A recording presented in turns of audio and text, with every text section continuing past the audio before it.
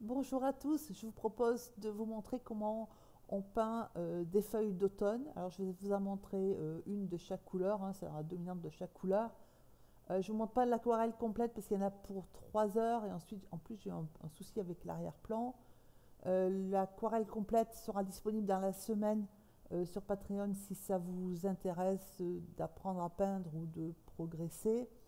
Au niveau des couleurs, donc vous avez le matériel, j'ai pris moi, ce sont les couleurs que j'ai utilisées. Après, n'importe quel bleu, n'importe rose, orangé, jaune, vert fonctionne. À vous aussi de voir les couleurs que vous voulez utiliser et qui vous plaisent pour représenter des feuilles d'automne.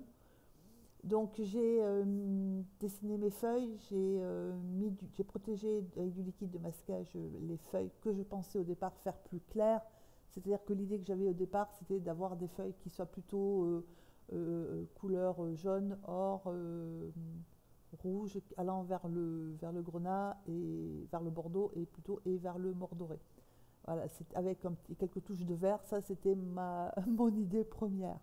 Euh, Ensuite, alors pourquoi je l'ai abandonné? D'abord parce que je l'ai faite en plusieurs fois, hein, puisque quand j'ai fait l'arrière-plan. Donc du coup, j'ai fait un arrière-plan qui allait avec ma première idée. Et ensuite, j'ai eu un souci sur l'arrière-plan que j'ai vu très vite, enfin que j'ai vu le lendemain, quand mon aquarelle était sèche, quand l'arrière-plan était sec, pardon, c'est que j'ai utilisé du gris de Paint à un moment donné au lieu de l'indigo, donc du bleu que je voulais, et du coup ça m'a faussé les couleurs sur la gauche. Alors c'est pas sur la droite le problème, c'est plus sur la gauche. Et ensuite, donc vous allez voir tout de suite, hein, j'avais la partie gauche de l'aquarelle, enfin de l'arrière-plan, qui correspondait pas trop à la droite. Donc ça, c'est pas un souci, enfin si, c'est un souci, mais je l'ai rectifié ensuite. Mais voilà, donc du coup, alors ça c'est la première raison. Et la deuxième, c'est que j'ai changé d'avis entre-temps, c'est-à-dire que euh, peut-être parce que le temps est devenu plus, plus sombre, moins ensoleillé, plus pluvieux. Du coup, je suis passée des couleurs hors bordeaux, mordoré à des couleurs un peu plus sombres de fin d'automne en fait. Voilà. Donc, alors là, si vous connaissez les couleurs, ça se voit. Là, à droite, c'est du gris de Paint, à gauche, c'est de l'indigo. Et voilà, à droite, donc du coup, je me suis trompée quand je sais pas, voilà, j'étais tellement concentrée sur ce que je faisais sur l'arrière-plan que je me suis trompée à un moment donné de couleur sur la palette. Bon, après, c'est pas gravissime, ça se rectifie. Donc, le violet, c'est le rose et le bleu, hein. Voilà, et donc le vert, c'est du vert olive parce que j'ai trouvé que c'était plus facile. Alors j'aurais pu faire le vert et le bleu, mais ce qui des fois est le cas, hein, des fois c'est l'indigo et du vert, ou de l'indigo et du jaune, mais c'est plus, enfin, j'ai trouvé plus facile et plus rapide surtout de faire comme ça. Et l'arrière-plan, je l'ai fait donc alors en mouillé, hein, ça se voit, ça se voit, et avec du médium de granulation de Windsor et Newton, voilà, parce que ça change un peu. J'aurais pu faire autrement, mais voilà.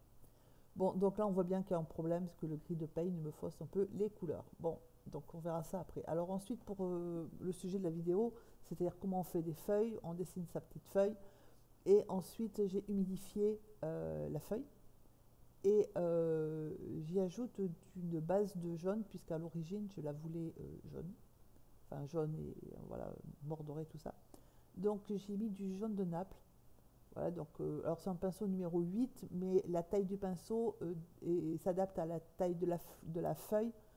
C'est-à-dire que si vous prenez une feuille de papier, hein, et que vous faites une grande feuille, il faudra prendre un pinceau plus gros, donc dépasser le 12, enfin le 12 ou au-delà. Moi, c'est une feuille, si vous regardez la taille par rapport à la taille du papier, c'est une feuille de taille moyenne, donc je peins avec du 10, du 8, non, du 10. Mais voilà, vous pouvez prendre du 10 ou du 8. Si elle est plus grosse, bah, il faut monter le pinceau. Et donc, sur cette base de jaune de nappe, j'y ajoute doucement un petit peu de rose. Donc, le papier est bien humide, la peinture est liquide, et je suis en train de laisser en fait l'aquarelle, hein, le pigment, se fondre dans le papier et sur la base de jaune qui est posée. Donc voilà, donc après vous mettez votre rose ou votre rouge là où vous voulez. doucement. Alors on voit bien que la peinture elle est liquide, mais c'est pas over liquide non plus. Du coup, elle se diffuse, mais elle bouge pas. Si vous voyez, voilà, le jaune est resté jaune, le rose reste rose. Ce qu'il y a, c'est que sur les marges du bord du rose et du jaune, ben, ça se mélange. Alors, j'ajoute un petit peu de jaune de Naples. Alors, le jaune de Naples, c'est une très belle couleur. Elle a juste l'inconvénient de ne pas être transparente, hein. C'est une couleur opaque. Et du coup, c'est un peu embêtant. Alors, c'est moins lourd que le cadmium, donc ça se mélange mieux. Mais ça, c'est quand même opaque, donc ça pose souci. Alors, du coup, je suis passée au jaune de quinacridone. C'est cette couleur orangée où on a l'impression que c'est orangé, bah, c'est surtout du jaune de quinacridone auquel je me remélange du rouge. Et là, on voit bien que du coup, ça devient très très vite flamboyant. Enfin, c'était ce que je voulais. Si on fait abstraction de l'arrière-plan, c'était ce que je voulais au départ. Et du coup, j'y ajoute, pour le rendre encore plus automnal, un petit peu de rose. Voilà, on voit bien les couleurs. Hein, donc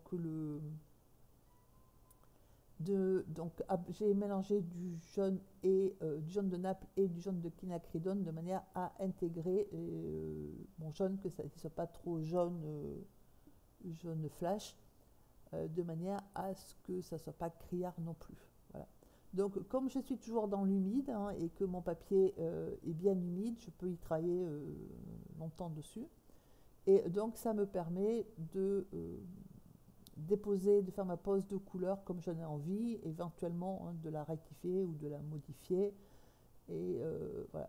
Donc après, je laisse sécher et donc j'en attaque une autre. Alors la deuxième, elle c'est d'une autre couleur, hein.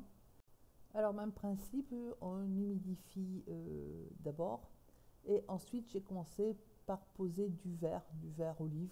Voilà. Vous pouvez faire aussi du vert de vessie. Voilà. Donc j'ai posé mon vert à la base. Et ensuite, j'ai ajouté, alors voilà, donc ça c'est du gris de peigne en fait. Et c'est du gris de peigne avec un petit peu qui se mélange au vert, c'est pour ça qu'on a cette couleur-là. On voit bien que voilà, donc du gris. Et donc je l'ai positionné là où j'avais envie d'avoir du foncé. Donc là, c'est pareil, on voit bien que c'est humide, mais la peinture ne court pas, hein, elle reste là où je l'ai posée. Et ensuite, j'y ajoute du rose. Et ça nous fait tourner les couleurs, forcément, avec une couleur un peu qu'on a en fin d'automne sur certaines espèces, hein, c'est-à-dire des feuilles qui sont plus bordeaux, plus sombres que, que celles que j'ai faites au départ. Donc, on positionne son rose. Alors, je ne mélange pas tellement avec le pinceau, je pose ma couleur et je laisse le papier et l'eau et le pigment se mélanger et me donner les nuances en fait. Ce que je fais juste avec le pinceau, c'est positionner mes couleurs là où je veux qu'elles soient et faire en sorte que je respecte le tracé de la feuille. Donc là, ce que j'ai suggéré, mais ce sont très très légères, ce sont les nervures, même si on les refera après. Faut essayer de peindre aussi dans le sens voilà, de la feuille. Voilà. Mais encore une fois, vous voyez que je ne mélange pas, je pose juste mes couleurs. Donc après, je ne me serais pas trompée de couleur, hein, je n'aurais pas pris du gris de peigne. Voilà.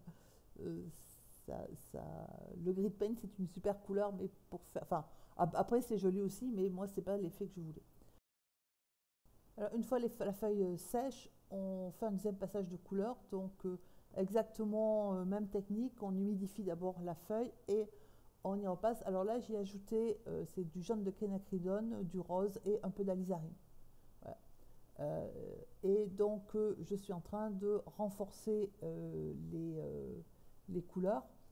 Donc après, tout dépend de l'effet que vous voulez donner, hein. Si vous voulez quelque chose de très très clair, de très lumineux, vous voyez que le jaune il ressort d'autant plus qu'on y met un rose, enfin un rose orangé ou un rouge orangé qui soit puissant. J'ai donc renforcé à certains endroits c'est l'alizarine Et puis, bon, moi, je ne voulais pas qu'il y ait un tel contraste. Du coup, j'ai ajouté mon jaune. Donc, c'est du jaune de quinacridone. Voilà, donc que je mélange. Mais là encore, je n'essaie pas de mélanger vraiment. Je pose mes couleurs. Je veille à ce qu'elles rentrent en contact les unes avec les autres, hein, de manière à ce que les couleurs se... Voilà, qu'on n'ait pas une délimitation entre le jaune et le rouge orangé trop net. Mais sans plus en fait. Vraiment, je laisse le pigment circuler.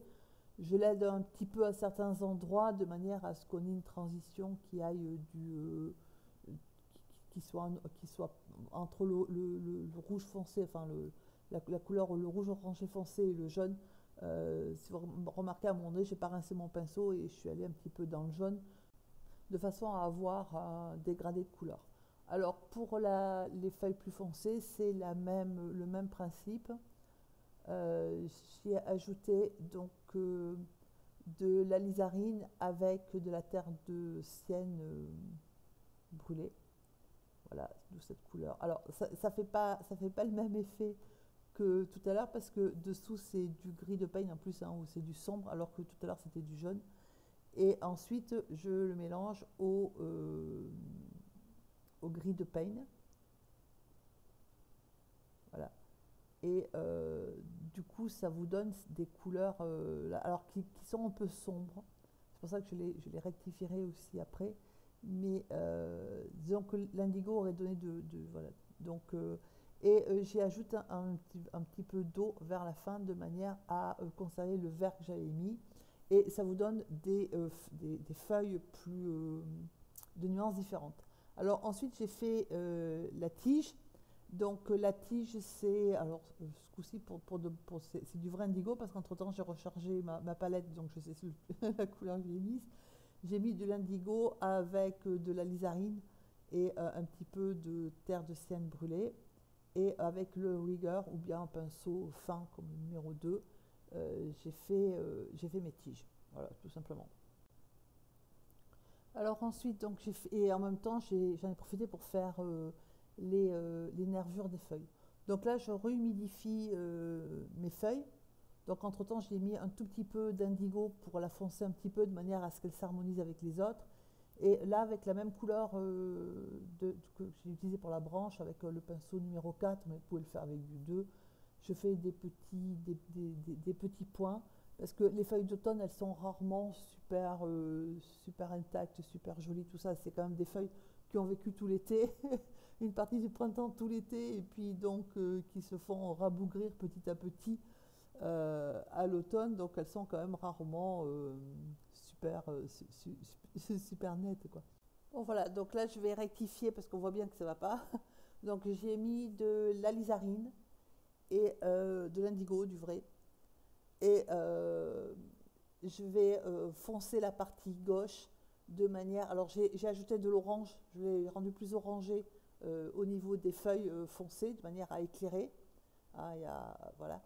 Et sur la gauche où c'est plus foncé, je vais foncer, c'est-à-dire que je vais harmoniser les tons, hein, en allant de manière à ce que ça s'harmonise avec les feuilles plus foncées. Euh, et je vais passer le rose en orange de manière à ce que ça s'accorde en fait, hein. Voilà, donc en fait, la morale de l'histoire, c'est que généralement je fais une étude avant et que là je ne l'ai pas faite parce que déjà en ce moment j'ai pas beaucoup de temps et puis ensuite voilà, j'ai laissé mon inspiration me guider.